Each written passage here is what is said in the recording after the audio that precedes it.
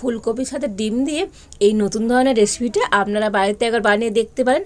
এই এতটাই টেস্টি হয় যে কষা মাংসের স্বাদকেও কিন্তু হার মানাবে। নমস্কার বন্ধুরা, রূপার রন্ধনশালায় আমাদের সকলকে অনেক অনেক স্বাগত জানিয়ে শীতের সকালে চলে এসেছি আর একটা মজাদার রেসিপি নিয়ে। তো বন্ধুরা, আজকে আমি ফুলকপির মধ্যে ডিম দিয়ে একটা দারুণ সাথে রেসিপি বানাবো। আর এই রেসিপিটা তো এতটাই দারুণ খেতে হয়, তো বন্ধুরা আপনারা একবার বানিয়ে খেলে তো বারবার কিন্তু বানিয়ে খেতে ইচ্ছে হবে। তো আপনারা সঙ্গে থাকুন, প্রথম থেকে শেষ পর্যন্ত পুরো রেসিপিটা দেখতে থাকুন। আশা করি আজকের রেসিপিটা আপনাদের ভালো লাগবে। আর আজকের রেসিপিটা ভালো লাগলে চ্যানেলটা সাবস্ক্রাইব করে পাশে থাকবেন। তো আজকে আমি ফুলকপি আর ডিমের রেসিপির জন্য এখানে একটা ফুলকপি নিয়ে নিয়েছি। তো প্রথমে আমি ফুলকপিটা কেটে নেব।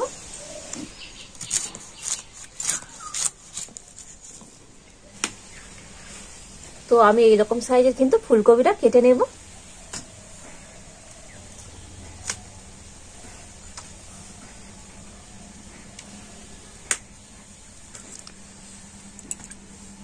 তবে পুরো ফুলকপিটার আমার দরকার নেই, আমার যতটুকুনি লাগবে ততটুকুনি আমি কেটে নেব।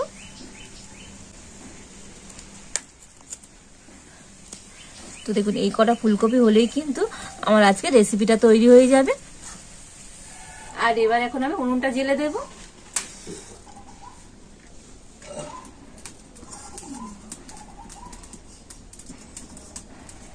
তো কড়াইতে আমি দিয়ে দেব জল।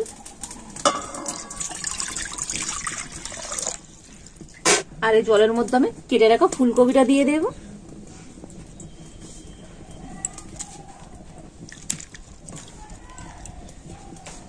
আর এবার আমি ঢাকা দিয়ে ফুলকপিটা সিদ্ধ করে নেব। তবে খুব বেশি সিদ্ধ করবো না, অল্প একটু কিন্তু সিদ্ধ করে নিতে হবে। তো ঢাকা খুলে দেখে নেব ফুলকপিটা সিদ্ধ হলো কিনা। তবে ফুলকপি কিন্তু একেবারে সিদ্ধ করে গলিয়ে ফেলা যাবে না, একটু এরকম কিন্তু শক্ত শক্ত থাকবে, মানে একটু ভাপানো হলো আর কি। তো এইভাবে করে কিন্তু ফুলকপিটা একটু ভাপিয়ে নিয়েছি। আর এখন আমি তুলে নেব।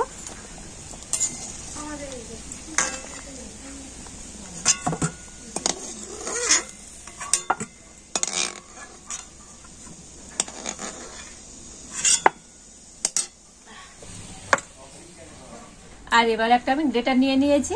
আর এখন আমি এই ফুলকপিগুলো এই গ্রেটার দিয়ে গ্রেট করে নেব। তো দেখুন, ফুলকপিগুলোতে কিন্তু ধোঁয়া উঠছে যদিও, তবে কি বলুন তো, শীতকালে তো এই গরমটা কিন্তু গরম বলে মনেই হবে না।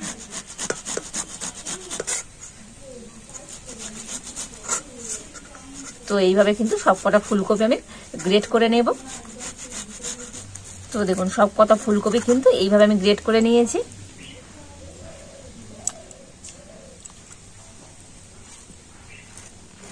তো দেখুন, দুটো আমি দেশি ডিম নিয়ে নিয়েছি। আর এই ডিম দুটো এখন আমি ফাটিয়ে নেব।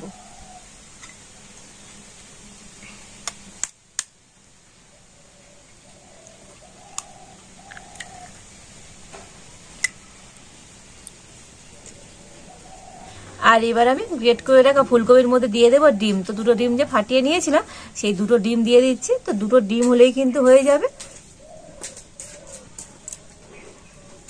আর এবার একে একে কয়েকটা মশলা আমি দিয়ে দেব হলুদ। তো অল্প একটু সামান্য পরিমাণে হলুদ দিয়ে দিচ্ছি। দিয়ে দেবো জিরে গুঁড়ো। তো এই চামচের 4 ভাগের 1 ভাগ দিয়ে দিচ্ছি জিরে গুঁড়ো। দিয়ে দেবো ধনে গুঁড়ো। তো ওই চামচের 4 ভাগের 1 ভাগ ধনে গুঁড়ো আমি দিয়ে দিচ্ছি। দিয়ে দেবো পেঁয়াজ। তো একটা পেঁয়াজ আমি এরকম মিহি করে কুচিয়ে নিয়েছি, তো দিয়ে দিলাম। দিয়ে দেবো কাঁচা লঙ্কা। তো দুটো কাঁচা লঙ্কা আমি মিহি করে কুচিয়ে নিয়েছি, তো দিয়ে দিলাম। তো এখানে কিন্তু আমি কোনো রকম গুঁড়ো লঙ্কা ব্যবহার করিনি, তো আপনারা চাইলে এখানে একটু গুঁড়ো লঙ্কা ব্যবহার করতে পারেন। দিয়ে দেবো পরিমাণ মতো লবণ। দিয়ে দেবো অল্প একটু ধনেপাতা কুচোনো। আর এখন আমি সমস্ত উপকরণগুলো খুব ভালো করে মিশিয়ে নেব।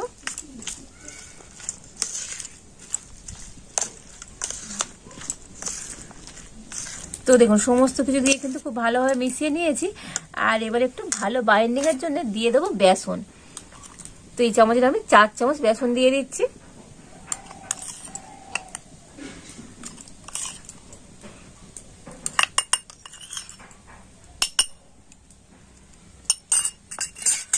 তো বেসনটা দিয়ে আবারও কিন্তু সমস্ত কিছু খুব ভালো করে মিশিয়ে নেব। তো দেখুন, আমি কিন্তু হাত দিয়ে এটাকে খুব ভালো করে মিশিয়ে দিচ্ছি। চামচ দিয়ে মিশালো তো ঠিকঠাক যেন হচ্ছিল না, তো সেই জন্য আমি হাত দিয়ে খুব ভালো করে এটা মিশিয়ে নিলাম। আর এবার আমি কড়াইতে দিয়ে দেবো সর্ষের তেল।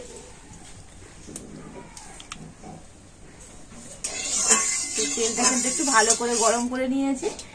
আর এবার আমি এগুলো তেলের মধ্যে দিয়ে দেবো।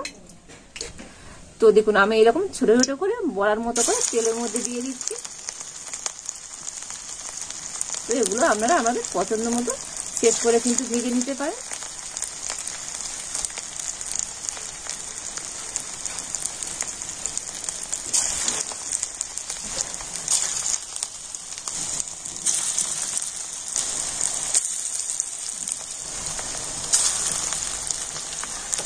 তো বড়াগুলো আমি একবার উল্টে দেবো।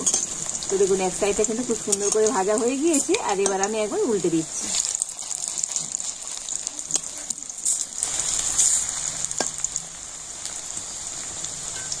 তো উল্টে পাল্টে বড়াগুলো কিন্তু খুব সুন্দর লাল লাল করে ভেজে নিয়েছি। আর এবার আমি বড়াগুলো তুলে নেব।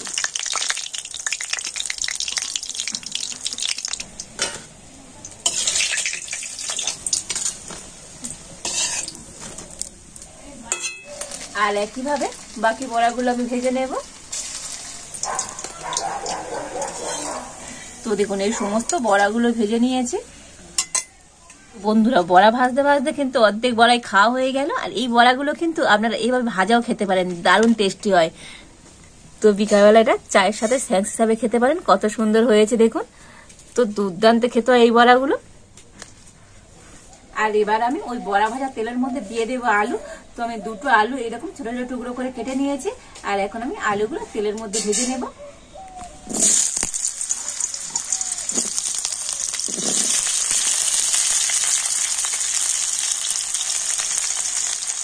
তো আলুর মধ্যে অল্প একটু লবণ দিয়ে দিচ্ছি। আর দিয়ে দেবো অল্প একটু হলুদ। তো হলুদ আর লবণ দিয়ে আলুগুলোকে একটু লাল লাল করে ভেজে নেব।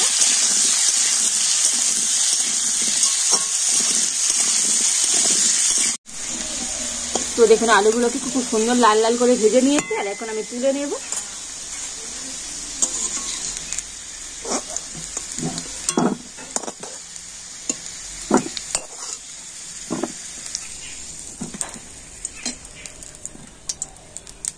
তো কড়াতে আমি আর একটু তেল দিয়ে দিয়েছি।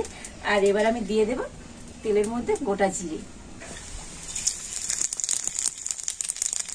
দিয়ে দেবো একটা তেজপাতা। তো দেখুন জিরেটা একটু লাল লাল হয়ে গিয়েছে। আর এবার আমি দিয়ে দেব পেঁয়াজ, দিয়ে দেব দুটো কাঁচা লঙ্কা। আর এখন আমি পেঁয়াজটা একটু লাল লাল করে ভেজে নেব। তো দেখুন পেঁয়াজটা কিন্তু একটু হালকা লাল করে ভেজে নিয়েছি। তো একেবারে ভেজে পুড়িয়ে ফেলার দরকার না, একটু এইরকম লাল লাল করে ভেজে নিতে হবে। আর এখন আমি এর মধ্যে দিয়ে দেব টমেটো। তো একটা টমেটো আমি কেটে নিয়েছিলাম, দিয়ে দিব। আর টমেটোর মধ্যে অল্প একটু লবণ দিয়ে দিচ্ছি। এতে করবো টমেটোটা কিন্তু তাড়াতাড়ি নরম হয়ে যাবে। এখানে এইভাবে নাড়াচাড়া করে টমেটোটাকে একটু নরম করে নিয়েছি। আর এবার আমি কয়েকটা মশলা এর মধ্যে দিয়ে দেবো। দিয়ে দিচ্ছি হাফ চামচ হলুদ গুঁড়ো, হাফ চামচ জিরে গুঁড়ো, হাফ চামচ ধনে গুঁড়ো, আর এক চামচ দিয়ে দিচ্ছি আদা রসুন বাটা। তো অল্প একটু জল দিয়ে দিচ্ছি। তো অল্প একটু জল দিয়ে মশলাগুলোকে খুব ভালো করে কষে নেব।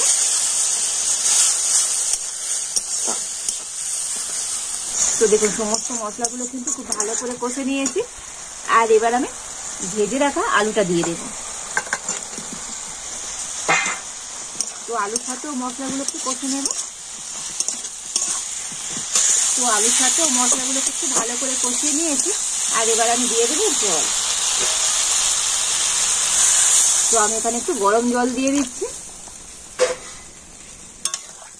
তো বন্ধুরা যে কোনো তরকারি একটু গরম জল দেবেন, তরকারির স্বাদ কিন্তু দ্বিগুণ বেড়ে যাবে। দিয়ে দেবো পরিমাণ মতো লবণ। তো লবণ কিন্তু আগেও দেওয়া ছিল, তো লবণটা একটু বুঝে দিতে হবে। আর এবার আমি তরকারিটা একটু ঢাকা দিয়ে দিচ্ছি।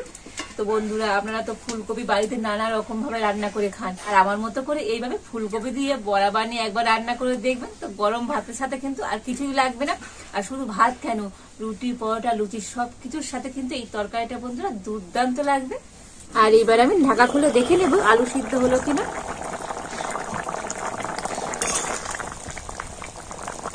তো দেখুন আলু কিন্তু ভালো মতো সিদ্ধ হয়ে গিয়েছে। আর এবার আমি বড়াগুলো দিয়ে দেব। তো আলু সিদ্ধ হলে তবে কিন্তু বড়াগুলো দিয়ে দিতে হবে।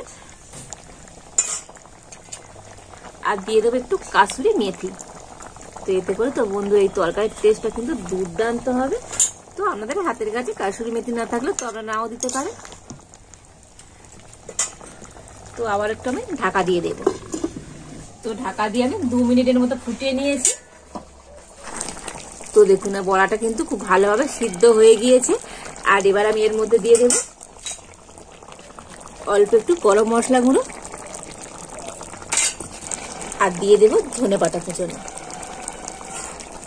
তো গরম মশলা গুঁড়ো আর ধনেপাতা দিয়ে নাড়াচাড়া করে নিলে কিন্তু আজকের আমার ফুলকপির বড়ার তরকারিটা কিন্তু একেবারে রেডি হয়ে যাবে। আর বন্ধুরা কতটা সুন্দর দেখতে হয়েছে আজকের এই বড়ার তরকারিটা, তো দুর্দান্ত হয়েছে। আর এবার আমি তরকারিটা নামিয়ে নেব।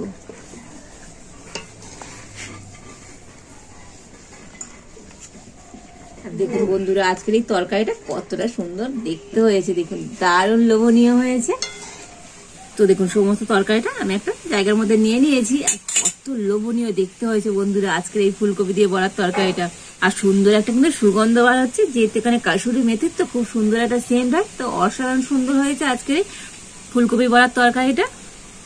তো এইভাবে ফুলকপি দিয়ে আর এই বড়ার তরকারিটা করে তো বন্ধুরা ধোয়া ওটা ভাতের সাথে খাবেন, তো অসাধারণ সুন্দর লাগবে খেতে।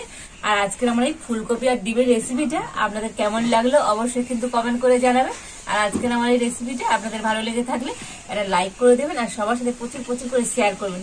আজ এই পর্যন্ত, আপনারা ভালো থাকুন, সুস্থ থাকুন, দেখা হচ্ছে নতুন কোন একটা রেসিপি নিয়ে।